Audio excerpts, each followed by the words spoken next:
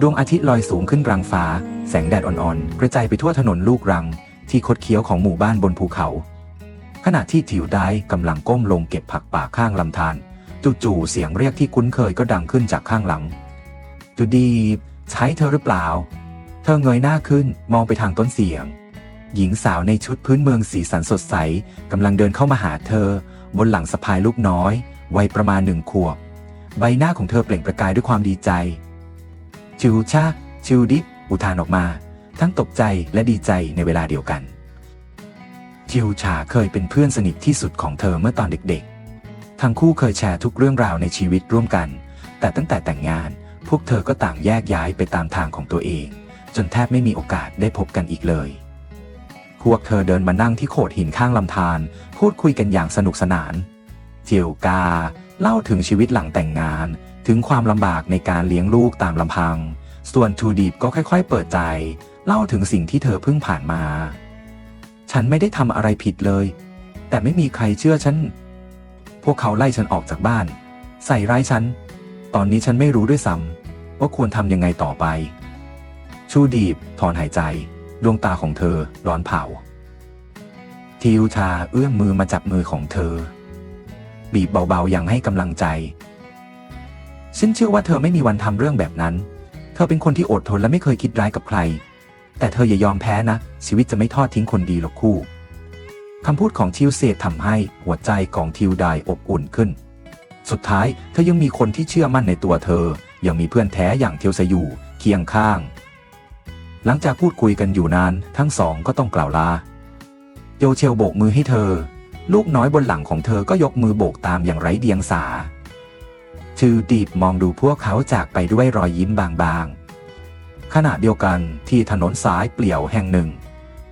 CEO เจมส์กำลังขับรถกลับจากทริปทำงานแต่ทันทีที่รถของเขามาถึงโค้งถนนเขาสังเกตเห็นร่างของใครบางคนล้มอยู่กลางถนนเขาเหยียบเบรกทันทีก่อนรีบก้าวลงจากรถเมื่อเดินเข้าไปใกล้เขาเห็นชายคนหนึ่งในสภาพเสื้อผ้าหลุดลุ่ยแถมยังมีกลิ่นเหล้าหึงเฮ้เป็นอะไรหรือเปล่าเจมส์โน้มตัวลงเขย่าตัวชายคนนั้นเบาๆชายคนนั้นค่อยๆลืมตาขึ้นสายตาพร่ามัวเหมือนคนเมาหนักแต่ทันทีที่เห็นเจมส์เขากลับขมวดคิ้วก่อนแค่นเสียงพูดออกมาแกเป็นใครถอยไปฉันไม่ต้องการให้ใครมายุ่งเจมส์ชะงักเล็กน้อยก่อนขมวดคิ้วมองอีกฝ่ายเขาจำได้ทันทีนี่คือพาโอสามีเก่าของทูดิฟเขาดูอิดโรยและตกต่ำกว่าตอนที่เจมส์ได้ยินเรื่องราวเกี่ยวกับเขามากเจมส์ไม่ได้พูดอะไรเขาเพียงแค่ยื่นมือออกไปเพื่อช่วยพยุงแต่พาโอสะบัดมือออกอย่างแรงตะโกนเสียงดังฉันไม่ต้องการความสงสารของแกฉันแค่อยากให้ทูดิฟกลับมาเจมส์ชะงักไปครู่หนึ่งจ้องมองเขาด้วยสายตานิ่งสงบเขาทำร้ายเธอทอดทิ้งเธอแล้วตอนนี้เขากลับอยากได้เธอกลับคืนงั้นหรือเขาไม่ได้พูดอะไรอีกเพียงแค่ยืนมองผู้ชายที่เคยทำลายชีวิตของทิวดิบไม่มีความเห็นใจไม่มีคำพูดปลอบโยนเพราะบางสิ่งมันสายเกินไปที่จะย้อนกลับแล้วภายในบ้านไม้เก่าแก่บรรยากาศตึงเครียดปกคลุมไปทั่วหูนBA นั่งนิ่งอยู่บนเก้าอี้เก่าคร่ำคร่าสายตาเธอจับจ้องไปที่ประตูด้วยความคิดมากมายในหัวทันใดนั้นประตูก็ถูกผลักเปิดออกเจ้าหน้าที่ตำรวจ2 นายก้าวเข้ามาด้วยสีหน้าจริงจังหนึ่งในนั้นเอ่ยขึ้นด้วยน้ำเสียงหนักแน่นพวกเรามาแจ้งข่าวสำคัญเกี่ยวกับคดีโฉนดที่ดินที่หายไปของครอบครัวคุณดัดเมื่อได้ยินเช่นนั้น BA เมย์และพาวรี่ลุกขึ้นนั่งหลังตรงโฮดวงตาเต็มไปด้วยความหวังหลังจากการสืบสวนพวกเราได้ยืนยันตัวผู้กระทำความผิดเรียบร้อยแล้วหวังคนที่ขโมยโฉนดไปคือลินดาภรรยาน้อยของผาวตอนนี้เธอถูกควบคุมตัวไว้ที่สถานีตำรวจเพื่อสอบสวนเพิ่มเติมคำพูดนั้นราวกับฟ้าผ่ากลางวันแสกๆฮะถ้าเบเบิกตากว้างหูร่างกายเธอแข็งทื่อมือเริ่มสั่นไม่สามารถเปล่งเสียงออกมาได้หูส่วนผ้าเอาเน้นเขาเบิกตากว้างมองเจ้าหน้าที่ตำรวจอย่างไม่เชื่อหูตัวเองลินดาเหรอเป็นไปไม่ได้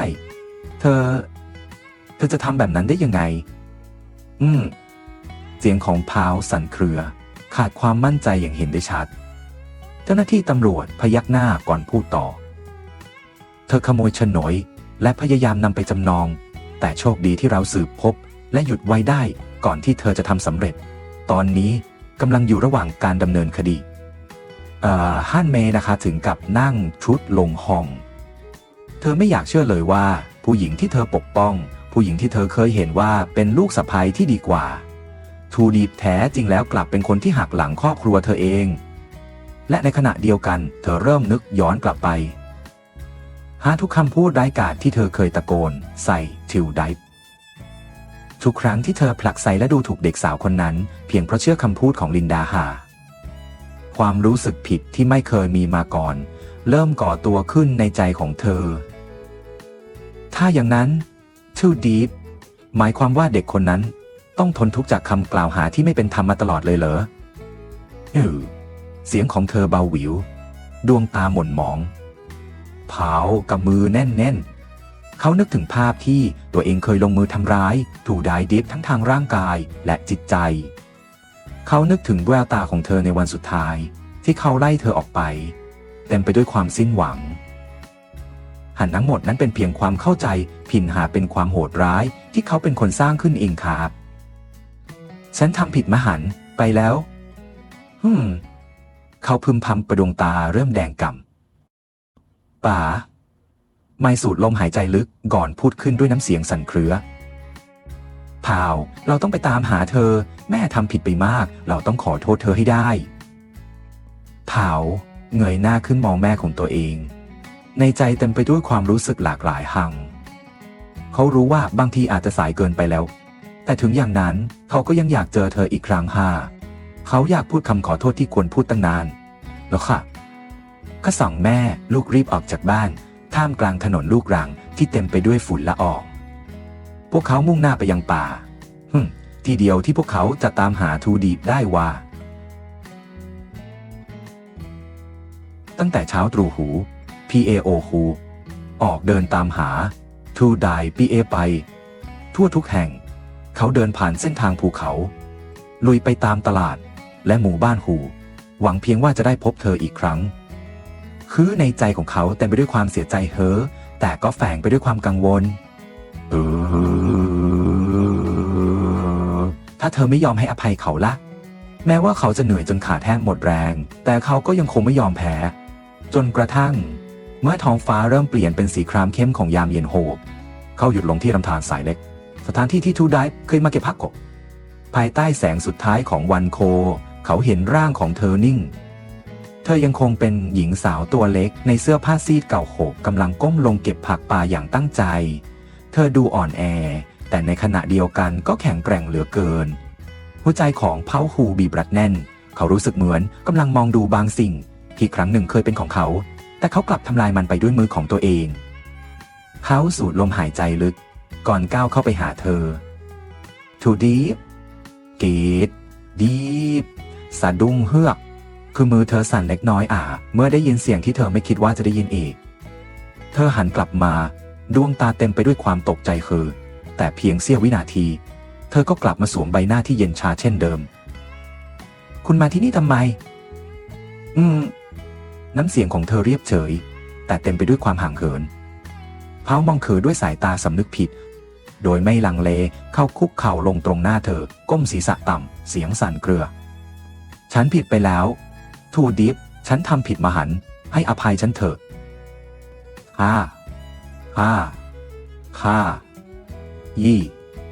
ยีบตะลึงกับภาพตรงหน้า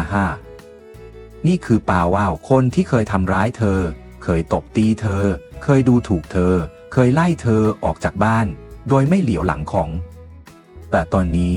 เขากลับคุกเข่าต่อหน้าเธอคำขอโทษของคุณจะลบล้างทุกความเจ็บปวดที่ฉันเคยได้รับได้ไหม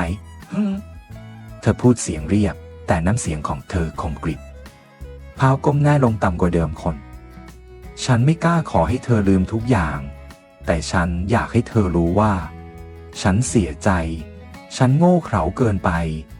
ฉันไม่เคยรู้ว่าเธอสำคัญขนาดไหนจนกระทั่งฉันเสียเธอไป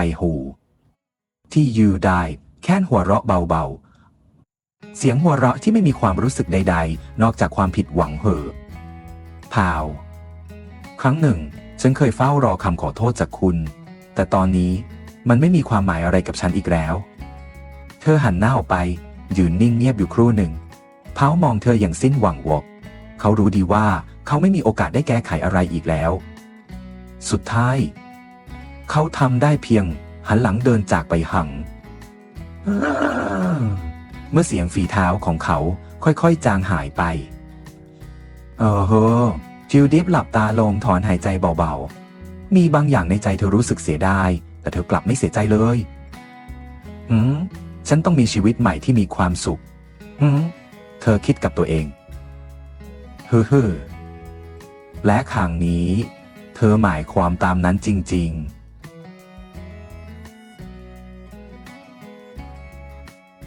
รุ่งอรุณค่อยๆปรากฏขึ้นแสงแดดอ่อนๆส่องลงมาตามแนวใบไม้สีเขียวชอุ่มสร้างบรรยากาศสงบเงียบท่ามกลางขุนเขาขาดทูดีบสะพายตะกร้าใบเล็กไว้บนหลังก้าวเดินอย่างมั่นคงไปตามทางเดินเล็กๆสู่วันนี้ก็เช่นเดียวกับทุกวันวานเธอออกไปเก็บผักเพื่อนำไปขายหาเงินเลี้ยงชีพวานหยาดน้ำค้างยังคงเกาะอยู่บนใบไม้ทำให้มือของเธอเปียกชื้นฮู้เธอถอนหายใจเบาๆทอดสายตามองไปยังขอบฟ้าชีวิตไม่ได้ง่ายเลยแต่เธอเรียนรู้แล้วว่าเธอจะต้องเผชิญหน้ากับมันอย่างเข้มแข็งเมื่อเก็บผักได้มากพอแล้วเธอก็เริ่มเดินกลับไปตามเส้นทางที่คุ้นเคยระหว่างทางเธอขายผักทั้งหมดให้กับชาวบ้านคนหนึ่งขณะที่เธอเดินผ่านไปสายตาของเธอเหลือบไปเห็นลำธารใสที่ไหลผ่านก้อนหินขนาดใหญ่อากาศร้อนขึ้นเรื่อยๆเหงื่อเริ่มไหลซึมตามไหลผมหัวเมื่อเดินผ่านลำธารเล็กๆเธอหยุดลงมองดูเสื้อผ้าที่เปื้อนฝุ่นจากวันอันเหนื่อยล้าเธอขมวดคิ้วเล็กน้อยก่อนตัดสินใจเดินไปยังริมลำธารเธอวางตะกร้าลงบนโขดหินถอดผ้าคลุมศีรษะออกเผยให้เห็นเส้นผมยาวสีดำที่ปล่อยสยายถูกลมพัดจนยุ่งเหยิงเธอจุ่มมือลงไปในน้ำเย็นใสปล่อยให้ความบริสุทธิ์ของธรรมชาติสัมผัสผิวเธอหาไม่ลังเลเลยแม้แต่น้อยซี่อยู่ดิบก้าวลงไปในลำธารปล่อยให้น้ำเย็นลูบไหลผ่านเนื้อผ้าฉลางฝุ่นและความเหนื่อยล้าที่เกาะติดร่างกายของเธอความเย็นของน้ำทำให้เธอสะท้านเล็กน้อยแต่ก็นำมาซึ่งความรู้สึกผ่อนคลายอย่างประหลาดเธอหลับตาลงปล่อยให้ช่วงเวลาสั้นๆนี้เป็นช่วงเวลาที่เธอสามารถลืมความกังวลทั้งหมดไปได้ภายใต้แสงแดดอ่อนๆขี่ร่างของหญิงสาวที่ปล่อยตัวไปกับสายน้ำช่างดูอิสระและงดงามราวกับภาพวาดถูกหลังจากอาบน้ำเสร็จทูไดก้าวขึ้นมาจากลำธารเธอบิดเส้นผมที่เปียกชื้นก่อนจะนั่งลงบนโขดหินใหญ่เธอหยิบเสื้อเก่าที่พับไว้ออกมาค่อยๆซักมันอย่างพิถีพิถันมือของเธอทำอย่างเบามือดาวกับว่านี่เป็นสิ่งล้ำค่าที่สุดที่เธอมีเมื่อเสื้อผ้าสะอาดถูกตากไว้บนกิ่งไม้เธอแอบยิ้มบางๆไม่ว่าโลกจะโหดร้ายเพียงใดเธอจะยังคงก้าวไปข้างหน้าเธอสูดลมหายใจลึกปล่อยให้กลิ่นหอมของธรรมชาติซึมซับเข้าไปในหัวใจศูนย์จากนั้นเธอเก็บของและมุ่งหน้ากลับบ้านวังเพื่อวันใหม่เริ่มต้นอีกครั้งและเธอจะไม่มีวันหยุดเดินต่อไป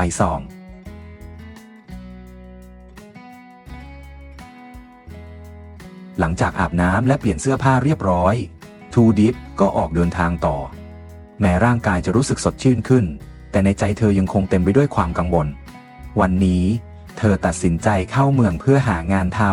ำค่าชีวิตเร่ร่อนเช่นนี้ไม่สามารถดำเนินต่อไปได้เธอต้องการงานที่มั่นคงเพื่อดูแลตัวเองโดยไม่ต้องพึ่งพาใครอีกเมื่อเดินเข้าไปตามตรอกแคบๆสายตาของเธอหยุดลงที่ป้ายประกาศขนาดใหญ่หน้าสถานที่รับสมัครงานฟุตชี้ตัวหนังสือสีแดงเด่นชัดเจนคันท่ารับสมัครพนักงานรายได้ดีทำให้เธออดไม่ได้ที่จะลังเลเคินที่ดีบรวบรวมความกล้า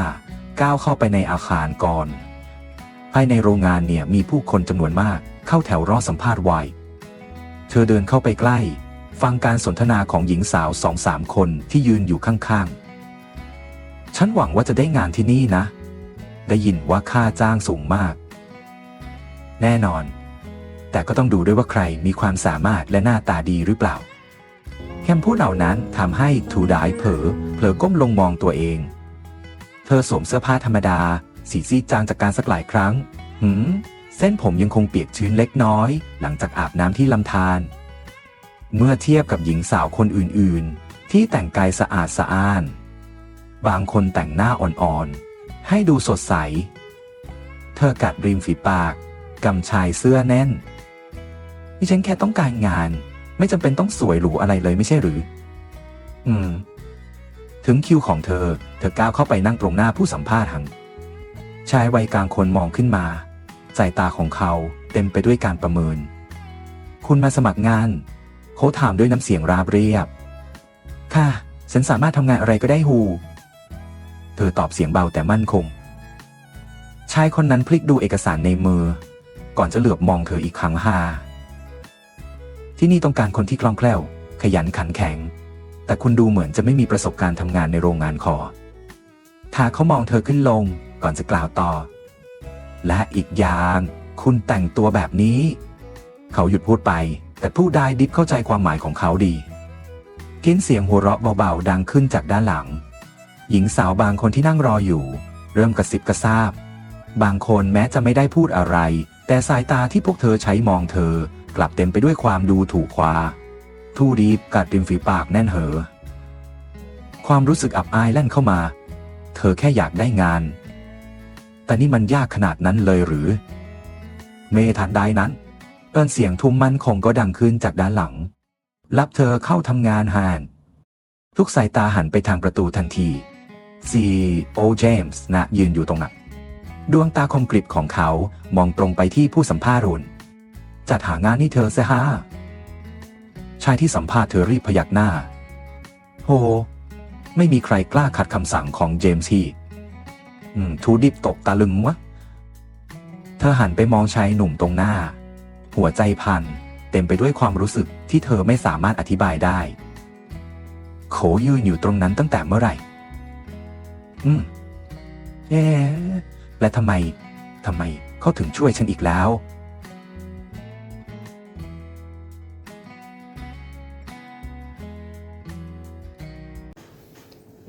Từ tiên từng nghĩ rằng dù cuộc sống có khó khăn đến đâu, chỉ cần cô nhẫn nhịn, vun vén gia đình thì rồi một ngày Chiến sẽ hiểu được tấm lòng của mình. Nhưng cô đã lầm. Ngày Chiến dắt Lò Thị Hường về nhà, cô không chỉ mất đi một người chồng mà còn mất đi luôn chốn lương tựa duy nhất. Hình ảnh Hường tay trong tay với Chiến được cả gia đình chồng đón tiếp nồng hậu, trong khi cô, người đã hy sinh cả thanh xuân vì mái nhà này,